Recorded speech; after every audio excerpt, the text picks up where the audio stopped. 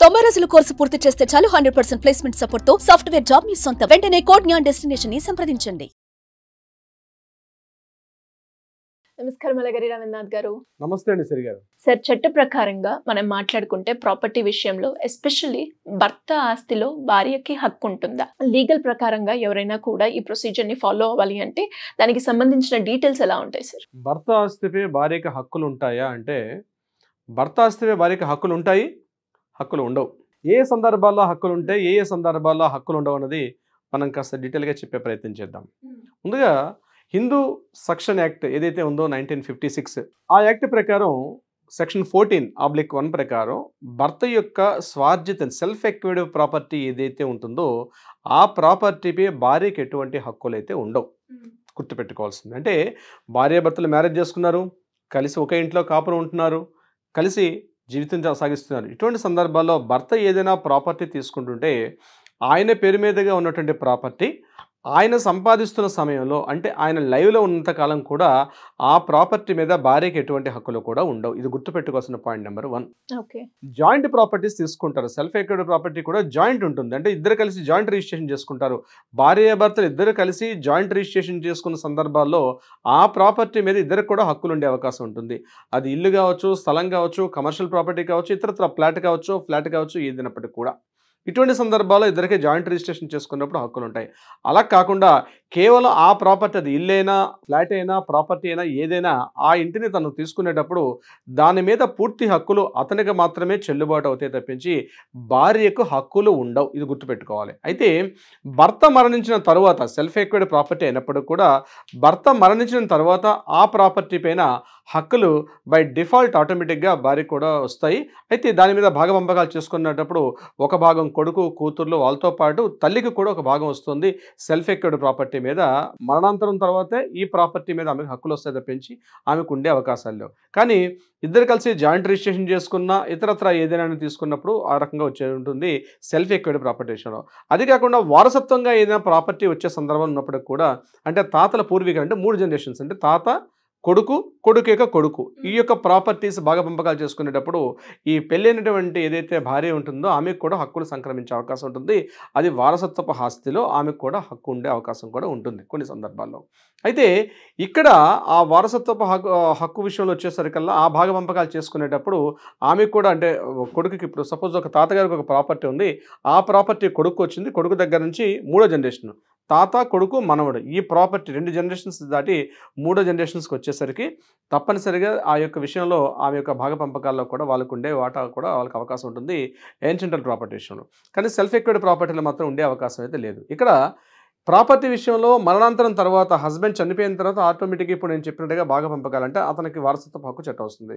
ఇక్కడ చూడండి, కొన్ని సందర్భాల్లో ఏదైనా, అంటే జాయింట్ ప్రాపర్టీస్ కాకుండా కొన్ని సందర్భాలు ఏం చేస్తారంటే ఏదైనా వ్యాపార భాగస్వామ్యం, అంటే ఫర్ ఎగ్జాంపుల్ ఒక ఫర్మ్ రిజిస్ట్రేషన్ చేసుకోవాలనుకోండి, ఫర్మ్ రిజిస్ట్రేషన్ చేసుకునేటప్పుడు అలాంటి సందర్భాల్లో భార్యకి హక్కులు ఉంటాయి. భార్య కూడా ఆ యొక్క లీగాలిటీ హైరార్కీ ప్రకారం లీగల్గా హక్కులు వచ్చి సంక్రమించే అవసరం ఉంటాయి.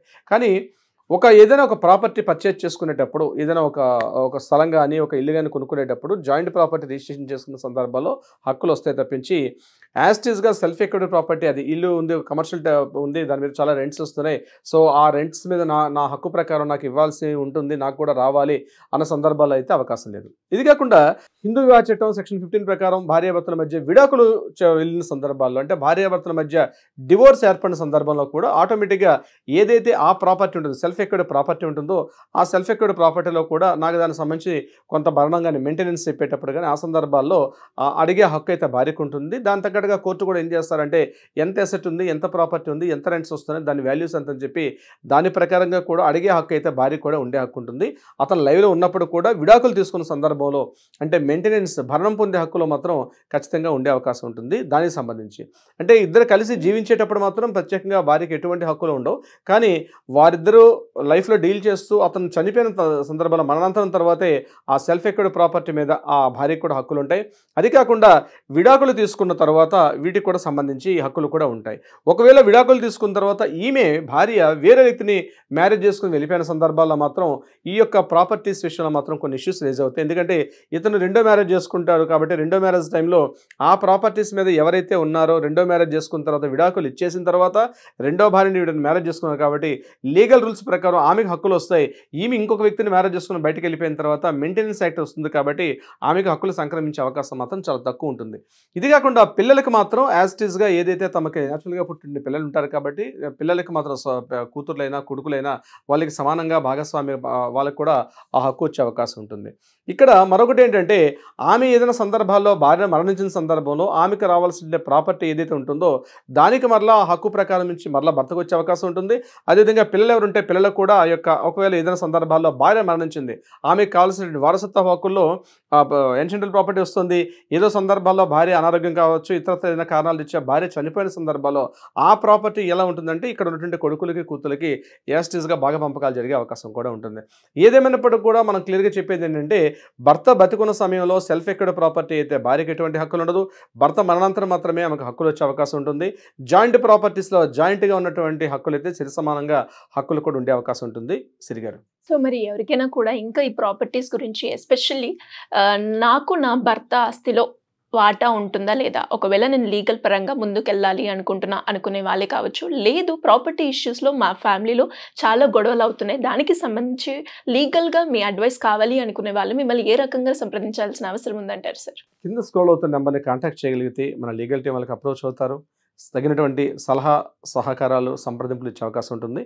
ఇంకా వ్యక్తిగతంగా కూడా వచ్చి కలిసే అవకాశం కూడా ఉంటుంది. ఎవరిని వచ్చి కాంటాక్ట్ చేయగలిగితే ఇటువంటి వివాహ సంబంధం కావచ్చు, లేకపోతే విడాకులు కావచ్చు, మ్యారేజ్, మెయింటెనెన్స్ ఇట్లాంటి విషయాలకు సంబంధించి ఎటువంటి న్యాయపరంగా సలహా సంప్రదింపులు కావాలనుకుంటే కింద కాంటాక్ట్ అవుతున్న స్క్రోల్ అవుతున్న నెంబర్ని కాంటాక్ట్ చేయగలిగితే తగిన విధంగా న్యాయ పరిష్కారం దిశగా కూడా పరిష్కారం చేసే దిశగా ప్రయత్నం చేస్తారు. సిరిగారు, thank you sir, thank you so much. Thank you so much అండి. సుమన్ టీవీలో మీ పర్సనల్ అండ్ బిజినెస్ ప్రమోషన్స్ కోసం కింది నెంబర్కి కాంటాక్ట్ చేయండి.